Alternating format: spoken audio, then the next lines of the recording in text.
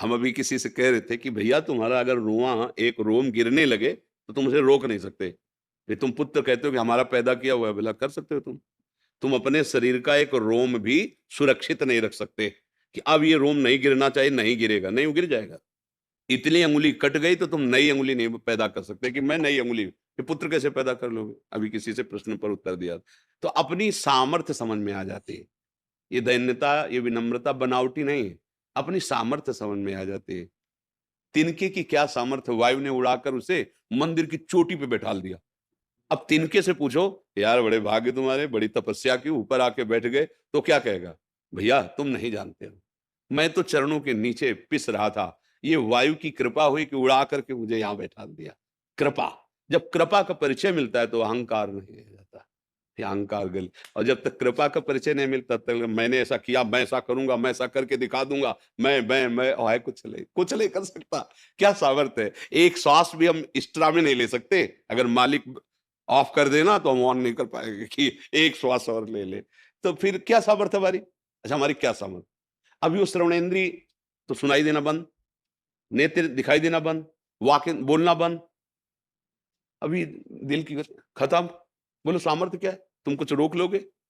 भाई ये जब असलियत समझ में आ जाता है तब अहंकार चूर चूर हो जाता है। व्यर्थ का नाटक कर रहे हो मन में कि मैंने किया, मैं करूंगा, मैं, अरे नहीं नहीं, वो तो सामर्थ्य बस जहां ऐसे आया वो गलित हो गया अहंकार। तब वो अपने आप ऐसा बनावटी नहीं होता, वो ऐसा नहीं होता कि मतलब कितने दैन्य होकर ऐसा नहीं, असलियत में समझ में आता, असलियत में। कुछ नहीं, कुछ नहीं, यंत्र केवल है, रिमोट कोई और दबा रहा है, चला कोई और रहा है। तब लगता है कि ये कठपुतली क्या अभिमान करे, मैं ऐसे नाच रही, नचाने वाला जैसे नचा रहा है। गोस्वामी जी ने भी कहा, उमा दारू जो सित की नाई, सबही नचावत राम गोसाई। जब ये पता चल गया तो अब अहंकार किस बात का? तो दैन्यता आ गई, विनम्रता आ गई, उसी से आती है। जब तक समझ हमारी अहम में रहती है तब तक बनावटी रहता है, और जब वो समझ वास्तविक जागृत हो जाती है तब असलियत में बात की। तिनके की, तिनका ज्यों बयार के, बस स्वामी हरदास जी ने कहा है, जैसे वायु के अधीन तिनका होता है, तिनके की कोई सामर्थ्य नहीं, जहां चाहे वायु उड़ा के। ऐसे ही भगवान की कृपा बल से सब हो रहा है, भगवान की कृपा से। तो जैसे कोई कहे भगवान की कृपा से सब हो रहा है, आप ऐसा कहते हो, फिर जो पापाचरण होते हैं तो हम लोग मान ले भगवान की कृपा से हो रहा है, तो आप अहम की धरा में हो इसीलिए पापाचरण होते हैं।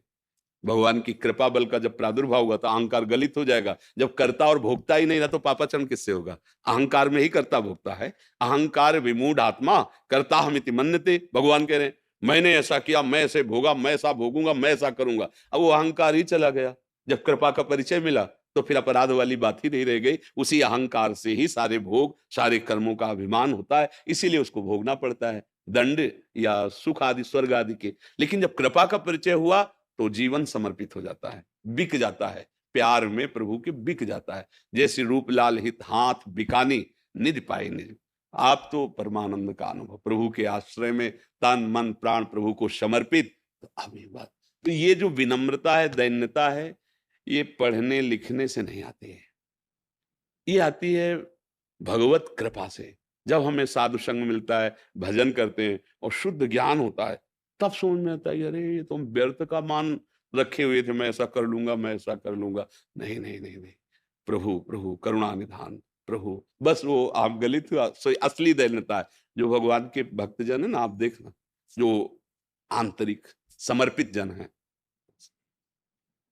काकभूषण जी कहते हैं, गरुण जी, मक्खी भी आकाश में उड़ती है, आप भी उड़ते हो, आज तक अंत पाया क्या?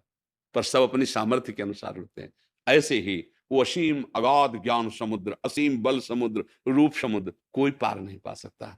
जितना प्रभु ने जिसको दे दिया उतना बखान रहा है, उतना आनंद में डूबा है, पर इतना ही है ऐसा वो नहीं, वो अगाध है। अब बोलो उस अगाध का परिचय मिलने पर क्या अहंकार? तभी वो दैन्य हो जाता है, तभी वो दैन्य हो जाता है।